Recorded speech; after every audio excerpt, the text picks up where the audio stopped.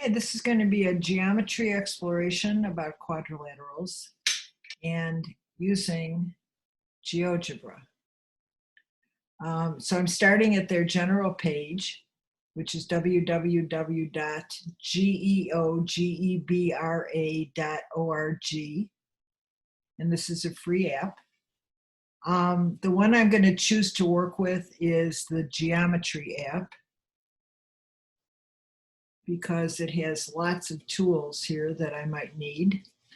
So to get started, we're going to take any quadrilateral,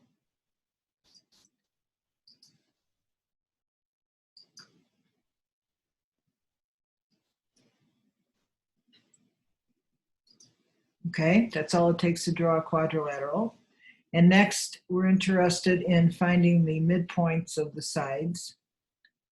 So the midpoint of that side, E, F, G, oops, that kind of missed. Let me go back. And here, G, and for that one, H.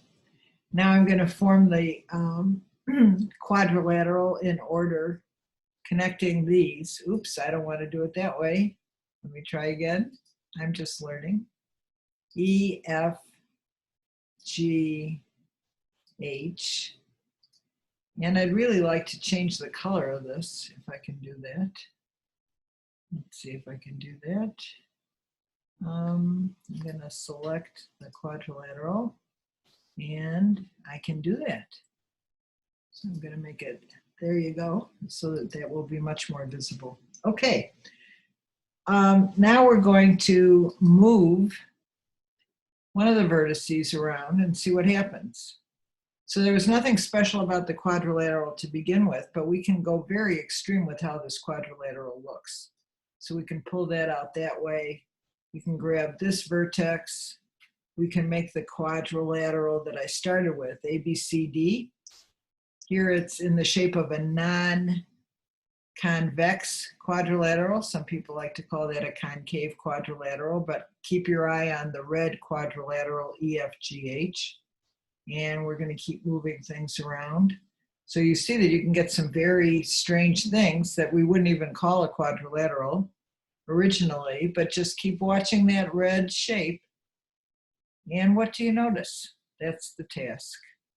What do you notice about that red shape? So I would urge you to open GeoGebra and start playing with this. If you find something, if you have a conjecture about the shape, what you can do is use some of the tools here along the left-hand side to measure things or check things out, whatever, and see whether there's anything going on here that you can, if not prove, if you're not haven't taken a formal geometry class, you might not be able to prove something, but some way to verify that your conjecture is correct. And then you can let me know. I